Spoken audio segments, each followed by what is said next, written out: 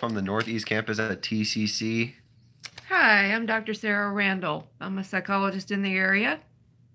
And she actually has a PhD, which is really cool. So she's definitely helpful for this. So we're going to be talking about the effects of technology on the mind. And so we're going to start out with the internet addiction disorder, also known as IUD, internet use disorder. Hello, Rockin'. So this is a podcast that's going to be covering over all of that. We're going to get right into it. Not my usual live stream, but here we go. So it's a fairly new phenomenon. It's often described as a serious problem involving the inability to control the various kinds of technology, in particular internet and social medias. It actually affects over 8% in 2006, so now it's about 18%. And that's kind of a grim statistic considering how many people it's actually affecting. About 2 billion people use technology every day and use those websites. So that's a very wide group of people. So now that we know it's prevalent, we know here's who the vulnerability behind technology is young individuals as they're still trying to find themselves, and they're also resulting to technology, and they're also raised with technology now more than ever. And also people who are depressed because they always resort back to something, and if it's going to be technology, well, they actually will end up more depressed at the end of it because it's not really something that's tangible, and it'll be even more difficult once you're addicted to technology to get out of that depression. People even experience withdrawals when they're trying to stop using technology.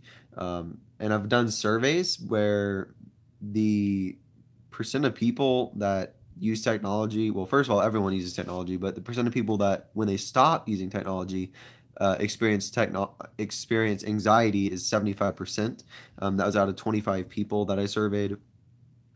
And so if you're going to have that high of a ratio, people who are anxious, anxious enough to basically not, they can't get off their phones and cell phones, well, then that's sorry, it disconnected.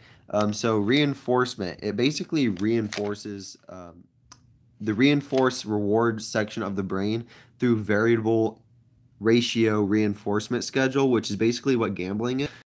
Um, and so like that includes video games, chat rooms, anything online, especially video games, even pornography that will that chance of reward is what keeps people so addicted.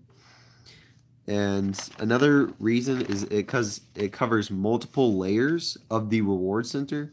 So it's not a surface level addiction. It's more like deeper in several ways. And also the serotonin and dopamine imbalance that you experience when you're basically getting rewarded, such as like when you get a like on Instagram or some kind of comment. Why do people always check that? Well, because that's a reward feedback that they get. And Instagram actually, what they do is they have a system where they hold back likes, and then all of a sudden they'll give you a boost, like 10 will appear notified randomly, and that will give you a heavier um, hit of reward. So it's pretty interesting. The use of this addiction that social media uses and takes advantage of, which whether that's fair or not, that's kind of up to you. So furthermore, some things that result from this are anxiety. As I said, when you're off your phone, most people feel anxiety, especially if it's taken away, because it's such a personal item. Also, loss of sleep because you're going to be on your phone longer, and especially if you're on your phone right before going to bed, that's also a problem because it stimulates your brain and you can't fall asleep as well. So you experience a loss of sleep. Also, loss in productivity, and productivity is affected because if you're on your technology more often, that's taking up time that you could use for, say, schoolwork or work, even family time, and it does affect your family life as well. Also, loss in happiness, whether you're outside or inside. If you're on your phone, you're relying on something that is actually like a non-tangible reality, and when that goes away, well, what are you left with? So Furthermore, your brain activity shuts down. So when you're on technology, it's stimulating your brain for you. You don't have to do any work, any thought process. And on brain scans, your activity shrinks down to the size of a pea. When you're off of screens, after 30 minutes, your brain lights up. And over time, off of technology, your brain will get more and more active. So I'm going to turn it over to Dr. Sarah Randall and see what she has to say. Do you have any suggestions about internet use and the effects on the mind? Well, I think the internet use can be, fabulous. There's a lot of resources and tools, and it's a neat way to stay in touch. The problem that I come across in my practice is that most people don't just use screens sparingly. Research tells us that on average, most Americans use in its all screens together, including TV, internet, phone, iPad, so forth, for over 6 hours a day. And indeed, what that does is it supplants real relationships and creates kind of a fake world in terms of, talking with a lot of people over online, and often sort of hamstrings family relationships, because people are interacting with others in different places instead of with their family, and striking up conversation and hanging out and getting to know each other, spending quality time. And I see a lot of people that are very depressed, that indeed try to find fulfillment and satisfaction through different resources, different internet connections and activities, but that it really those activities don't fill that pit of despair and help with the depression. It just kind of perpetuates it. A lot of people come in with a lot of frustration and anxiety from not getting things accomplished because they're spending all their time on screens. And so that the frontal lobe pretty much shuts down by and large. And organization, planning, self-motivation, analytical thinking, creativity, communication tools all kind of just go, downhill because those things aren't being utilized. And so, the brain just kind of shuts down and a lot of things don't get accomplished and achieved, and then relationships tend to suffer, which funnels that cycle of just, of depression and more anxiety because they're not living a responsible life. Many people don't. And don't have real, authentic, genuine relationships with others in real time, where they're spending quality time in those relationships. And so that funnels that cycle, that revolving door of depression and anxiety. So it's, technology definitely has some positive benefits, but when overused can definitely have a lot of adverse effects on people. Now that we've discussed what the effects and everything are, there's different approaches like non-psychological, psychological, neurological approaches to solving the epidemic of technology addiction. So, like, what would you say your main approach is for treating technological issues? For most people, we all need structure. And so having an agreed upon defined goal of what is an appropriate or healthy amount of time per day to be on screens is kind of the starting point. And then filling time with more productive activities and projects and goals, and kind of writing those things down. So it's pretty elementary. It's just involving some identification of, hey, this is excessive. This is, creating more of a problem than it is solving one, and structuring in, here's kind of the amount of time I want to spend on screens, and delimiting that, so that, and then accordingly creating a list of productive outlets, exercise, quality family time and so forth to fill in those gaps that the Yeah. person's no longer on screens. Yeah. Um, that's very interesting.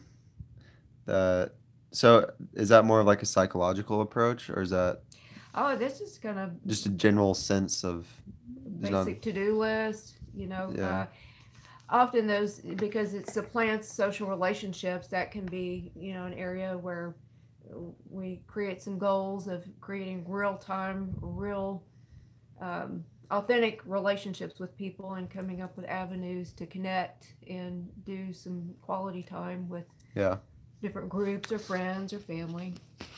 Yeah. And then those that are depressed, I'll often do some cognitive work to kind of look at, pull the weed up by the root, what's causing the depression, and how can we remedy that with making some changes in their lives, in their relationships, and definitely in their computer right here, in Yeah. between their ears.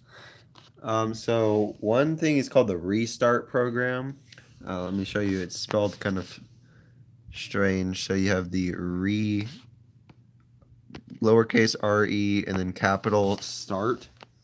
And what it does, it's in a Fall City, Washington. Basically, it's a program that will like um, subdue internet addiction through technology detoxification, which I did not know that was a thing before I did this project.